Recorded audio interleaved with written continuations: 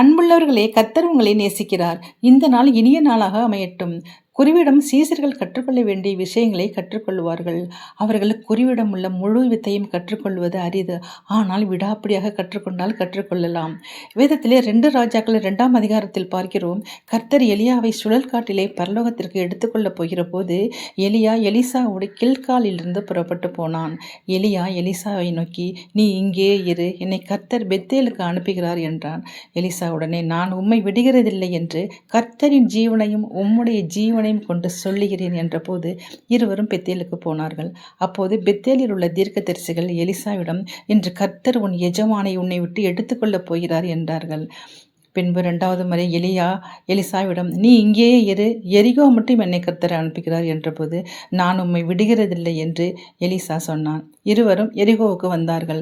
எரிகோவில் இருக்கிற தீர்க்கதரிசிகள், இன்று உன் எஜமானனை கர்த்தர் உன்னிடத்திலிருந்து எடுத்துக்கொள்ளப் போகிறார் என்றார்கள். அதற்கு, சும்மா இருங்கள், எனக்கு தெரியும் என்றான்.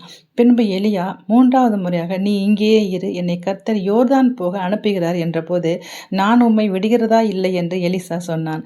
இருவரும் யோர்தான் சென்றார்கள். அப்போது எலியா தன் சாலுவையை எடுத்து முறுக்கி தண்ணீரை அடித்தான். அது 2 பக்கமாக பிரிந்தது.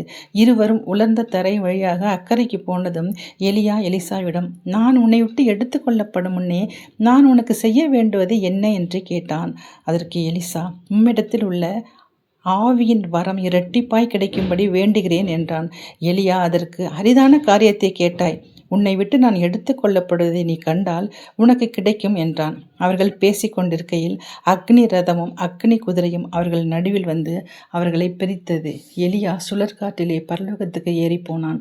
அதை கண்ட எலிசா, தகப்பனே, என் தகப்பனே, இஸ்ரவேலருக்கு இரதமும் குதிரை வீரருமாய் இருந்தவரே என்று புலம்பினான்.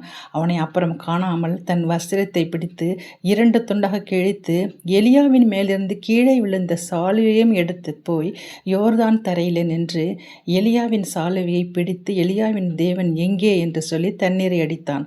அது 2 பக்கமாக பிரிந்ததும் இக்கரைப்பட்டான்.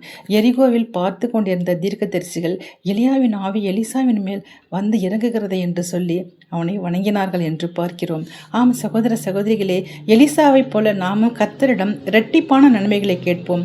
நிச்சயமாய் அவர் நமக்கு தருவார். விடாப்பிடியாக கர்த்தரை கெட்டியாக பிடித்து கொண்டால் ஆசீர்வாதத்தை பெற்றுவிடலாம் தானே. வாழ்த்துக்கள். ஆமென். நீங்களும் ஆமென் சொல்லுங்க.